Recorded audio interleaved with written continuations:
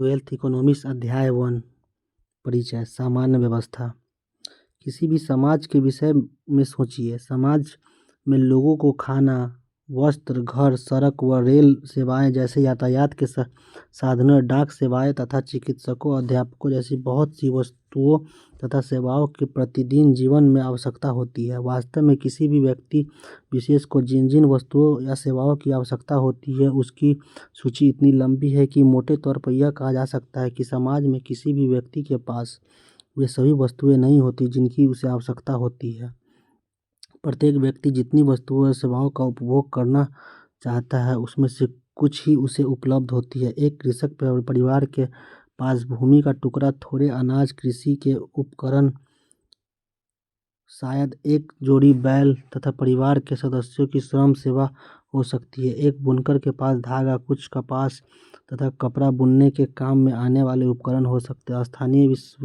स्थानीय विद्यालय की अध्यापिका के पास छात्रों को शिक्षित करने के लिए आवश्यक कौशल होता है। हो सकता है कि समाज में कुछ अन्य व्यक्तियों के पास उनके अपने श्रम के सिवाय और कोई भी संसाधन न हो। इनमें से हर निर्णायक इकाई अपने पास उपलब्ध संसाधनों को उपयोग में लाकर कुछ वस्तुओं और सेवाओं का उत्पादन कर सकती है तथा अपने उत्पादन के एक अंश का प्रयोग अनेक ऐसी अन्य वस्तुओं की सेवाओं को प्राप्त करने के लिए कर सकती है जिनकी उसे आवश्यकता है। उदाहरण के लिए, कृषक परिवार अनाज के उत्पादन के बाद उसके एक अंश का उपयोग उपभोग के लिए कर सकता है तथा बाकी के उत्पादन का विनिमय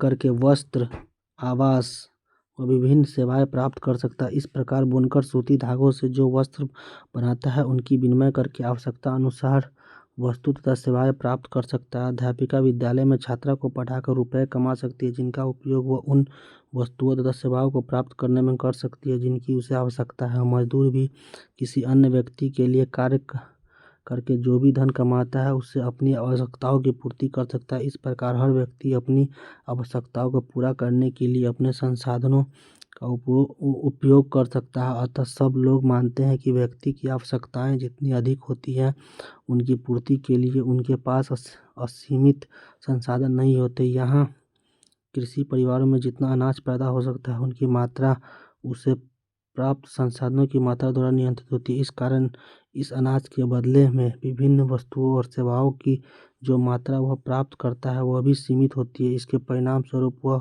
परिवार अपने लिए उपलब्ध वस्तुओं और सेवाओं में से कुछ का चयन करने के लिए बाध्य हो जाता है। वह अन्य वस्तुओं तथा सेवाओं का त्याग करके ही वांछित वस्तुएं तथा सेवाएं अधिक मात्रा में प्राप्त कर सकता है। उदाहरण के लिए, यदि एक परिवार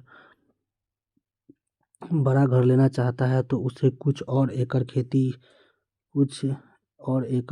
खेती योग्य जमीन खरीदने की विचार त्याग देना होगा। यदि उसे बच्चों के लिए उत्तम शिक्षा चाहिए तो उसे जीवन के कुछ विलासिताओं को त्यागना पड़ेगा। समाज के अन्य व्यक्तियों के संदर्भ में यही बात लागू होती है। सभी को संसाधनों की कमी का सामना करना पड़ता है और इसलिए प्रत्येक को अपनी आवश्यकताओं की पूर्ति के लिए सीमित संसाधनों का उत्कृष्ट प्रयोग करना पड़ता है।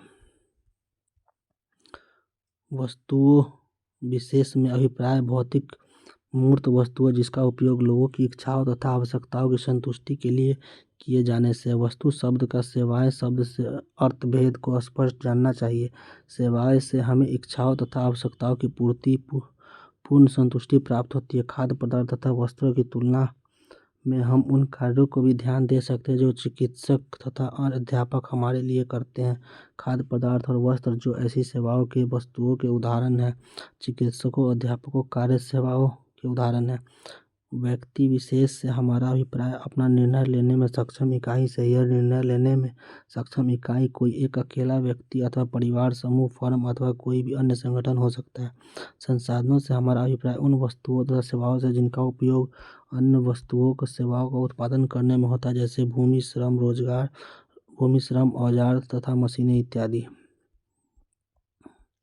सामान्यतः समाज का प्रत्येक व्यक्ति किसी न किसी वस्तु या सेवा का उत्पादन में संलग्न रहता है तथा उसे एक ऐसी कुछ वस्तुओं की सेवाओं का संयोजन की आवश्यकता होती है जिसमें से सभी उसके द्वारा उत्पादित नहीं होती।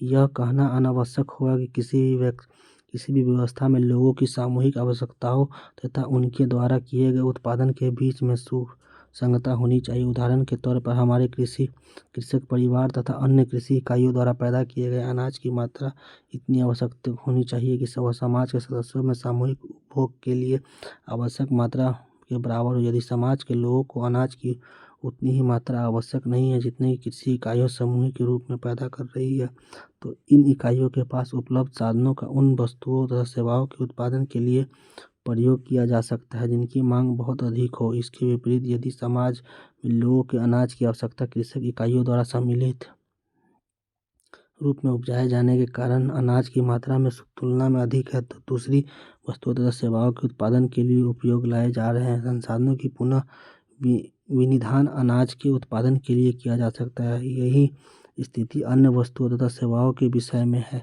जिस प्रकार व्यक्ति के पास संसाधनों की कमी होती है, उसी प्रकार समाज के लोगों की सामूहिक आवश्यकताओं की तुलना में भी समाज के पास उपलब्ध संसाधनों की कमी होती है। समाज के यहाँ हम यह मानकर चलते हैं कि समाज में उत्पन्न सभी वस्तुओं तथा सेवाओं का उपभोग समाज के लोगों द्वारा ही किया जाता है तथा समाज के बाहर कुछ भी प्राप्त होने की कोई संभावना नहीं है, लेकिन वास्तव में यह सही नहीं है। तथापि यहाँ सामान्य रूप से जो बातें कही जा रही हैं वह यह है कि वस्तुओं तथा सेवाओं के उत्पादन तथा उपभोग के बीच सुसंगतता का सिद्धांत किसी भी देश अथवा संपूर्ण विश्व पर लागू होता है। समाज के लोगों की पसंद और नापसंद को ध्यान में रखते हुए समाज के पास उपलब्ध सीमित संसाधनों का विनिधान विभिन्न वस्तुओं तथा सेवाओं के उत्पादन के लिए करना पड़ेगा। समाज के संसाधनों को किसी भी रूप में विनिधान करने के फलस्वरूप विभिन्न वस्तुओं और सेवाओं के विशिष्ट संयोजन का उत्पादन होता है। इस प्रकार उत्पादित वस्तुओं का सेवाओं में समाज के व्यक्तियों के बीच वितरित करना होगा।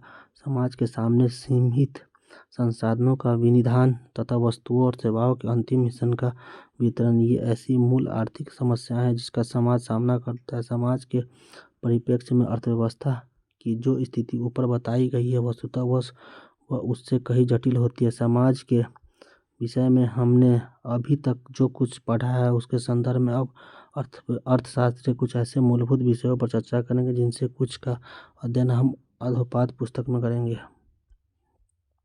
अर्थव्यवस्था की केंद्रीय समस्या वस्तुओं तथा सेवाओं का उत्पादन, विनिमय तथा उपभोग जीवन की आधारभूत आर्थिक गतिविधियों के अंतर्गत आते हैं। प्रत्येक समाज को इन आधारभूत आर्थिक क्रियाओं के दौर में संसाधनों की कमी का सामना करना पड़ता है तथा संसाधन की यह कमी चयन की समस्या को जन्म देती है।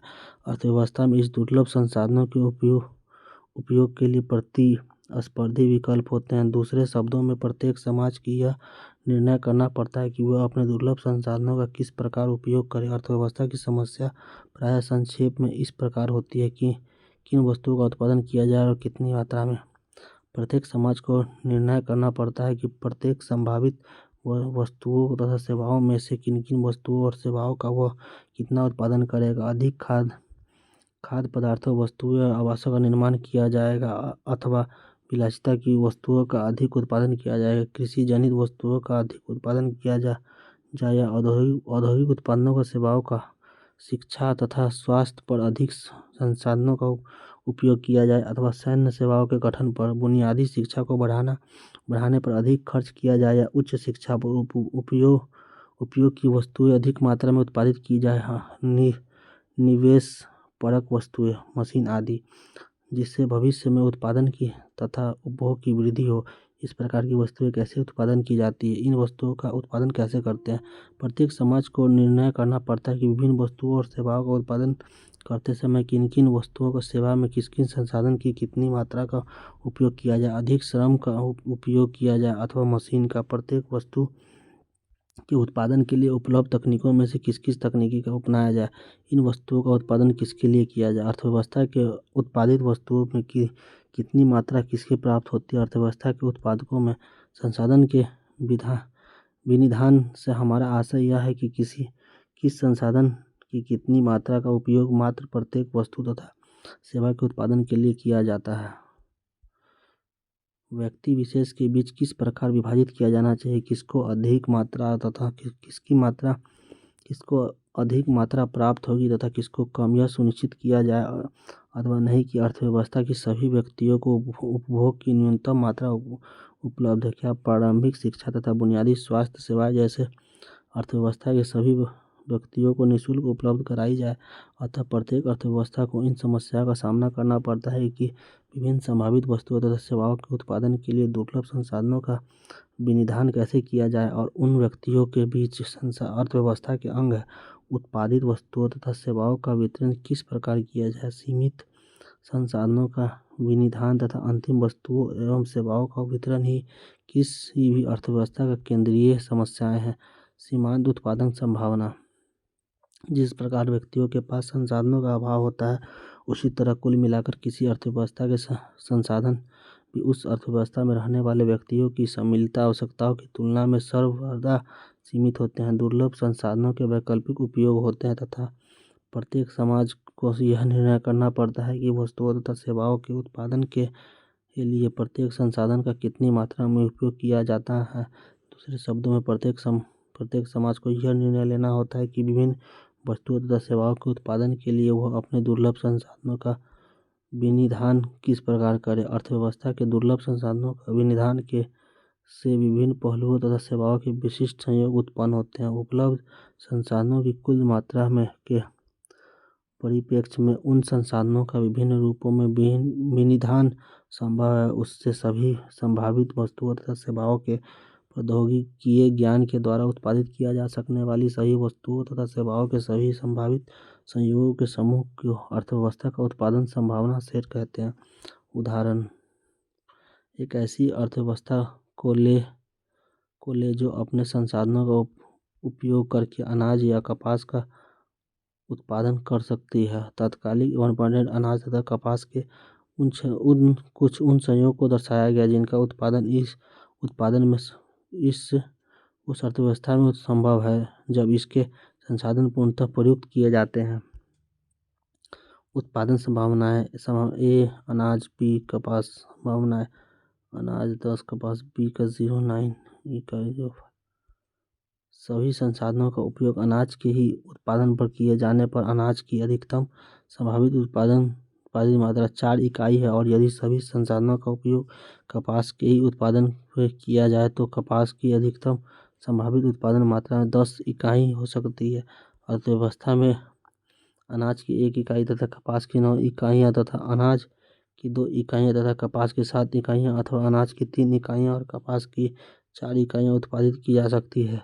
बहुत सी अन्य संभावनाएं और भी हो सकती है। डेवलपमेंट 1 में अर्थव्यवस्था की उत्पादन संभावनाएं दर्शाई गई है। वक्र पर अथवा उसके नीचे स्थित कोई भी बिंदु अनाज तथा कपास के उस संयोग को दर्शाती है जिसका उत्पादन अर्थव्यवस्था के संसाधनों द्वारा संभव है। यह वक्र कपास की किसी निश्चित मात्रा के बदले अनाज की अधिकतम संभावित उत्पादन मात्रा तथा अनाज के बदलते कपास की मात्रा दर्शाता है। इस वक्र को सीमांत उत्पादन संभावना कहते हैं। सीमांत उत्पादन की संभावना अनाज तथा कपास के उन संयोगों को दर्शाती है जिनका उत्पादन उपयोग करने वाले पर किया जाता है। ध्यान दीजिए, स्थित कोई भी बिंदु अनाज तथा कपास का वह सभी अथवा कुछ संसाधनों का उपयोग करे तो अपव्यय करते हुए किया गया है। यदि दुर्लभ अनाज के लिए किया गया उत्पादन व्यवस्था के संसाधनों का दुर्लभ संसाधनों में भी अधिक संसाधन का उपयोग अनाज के लिए किया जाएगा तो कपास के उत्पादन के लिए कम संसाधन उपलब्ध होंगे। इसी तरह कपास को अपनाने पर अनाज के लिए कम साधन मिलेंगे। अतः यदि हम किसी एक वस्तु की अधिक मात्रा प्राप्त करना चाहते हैं तो अन्य वस्तुओं की कम मात्रा प्राप्त जा सकेगी। इस प्रकार एक वस्तु की कुछ अधिक मात्रा प्राप्त करने के बदले दूसरी वस्तु की कुछ मात्रा को छोड़ना पड़ता है। इसे वस्तु की एक अतिरिक्त इकाई प्रणाली करने का अवसर लागत कहते हैं। प्रत्येक अर्थव्यवस्था को अपने पास उपलब्ध अनेक संभावनाओं में से किसी एक का चयन करना पड़ता है। दूसरे शब्दों में बहुत सी उत्पादन संभावनाओं में से किसी एक का चयन करना ही अर्थव्यवस्था का एक केंद्रीय समस्या है।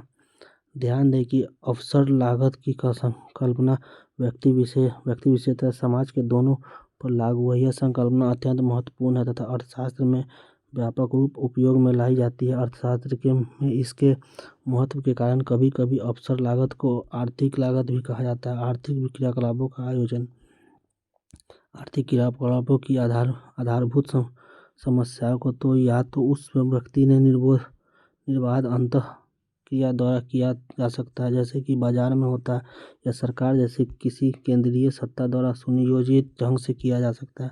केंद्रीयकृत योजनाबद्ध अर्थव्यवस्था। केंद्रीयकृत योजनाबद्ध अर्थव्यवस्था के अंतर्गत सरकार या केंद्र सत्ता उस अर्थव्यवस्था के सभी महत्वपूर्ण क्रियाकलापों को योजना बनाती है। वस्तुओं और सेवाओं के उत्पादन, विनिमय तथा उपभोग से संबंधित सभी महत्वपूर्ण निर्णय सरकार द्वारा लिए जाते हैं। वो केंद्रीय सत्ता संसाधनों का विशेष रूप से विनिधान करके वस्तुओं तथा सेवाओं का अंतिम संयोग प्राप्त करने का प्रयास कर सकती है, जो पूरे समाज के लिए वांछनीय है। उदाहरण के लिए, यदि हम यह पाया जाता है तो कि कोई ऐसी वस्तु का अथवा सेवा को पूरी अर्थव्यवस्था की सुख दुख के लिए अत्यंत महत्वपूर्ण है।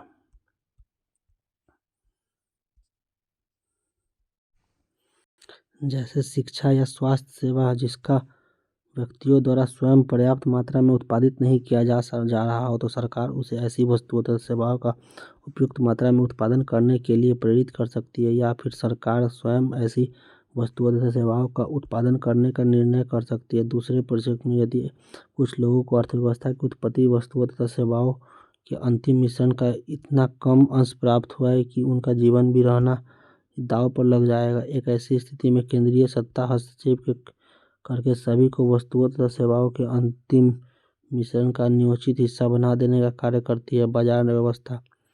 केंद्रीकृत योजनाबद्ध अर्थव्यवस्था के विपरीत बाजार अर्थव्यवस्था में सभी आर्थिक क्रियाकलापों को निर्धारण बाजार की स्थितियों के अनुसार होता है। अर्थशास्त्र के अनुसार बाजार एक ऐसी संस्था है जो अपने आर्थिक क्रियाकलापों का अनुसरण करने वाले व्यक्ति को निर्बाध अंतःक्रिया प्रदान करती है। दूसरे शब्दों में, बाजार व्यवस्थाओं का एक ऐसा समूह है जहां आर्थिक अभिकर्ता मुख्य रूप से अपने धन अथवा अपने उत्पादन को परस्पर निर्बाध आदान प्रदान कर सकता है। यहाँ यह ध्यान देना महत्वपूर्ण है कि अर्थव्यवस्था में प्रयुक्त बाजार शब्द बाजार के उस स्वरूप से है जैसे हम उसे आमतौर पर समझते हैं। विशेष रूप से आप इस बाजार के विषय में जो सोच रहे हैं इसका कुछ भी लेना देना नहीं है। व्यक्ति एक दूसरे से किसी भी वास्तविक भौतिक स्थल पर तथा विक्रेताओं के बीच क्रियाकलापों विभिन्न परिस्थितियों में संभव है, जैसे जैसे गांव के चौक पर या शहर के सुपर बाजार में, अथवा वैकल्पिक रूप में क्रेता और विक्रेता टेलीफोन अथवा इंटरनेट द्वारा वस्तुओं को आदान प्रदान कर सकते हैं। बाजार का स्पष्ट लक्षण वह व्यवस्था है जिसमें लोग निर्बाध से रूप से वस्तुओं को खरीदने और विक्रय करने का काम कर सकते हैं। किसी भी तंत्र के सुचारू रूप से संचालित करने के लिए अनिवार्य है कि उस तंत्र में विभिन्न घटकों के कार्यों से समन्वय अन्यथा अर्थव्यवस्था हो सकती है।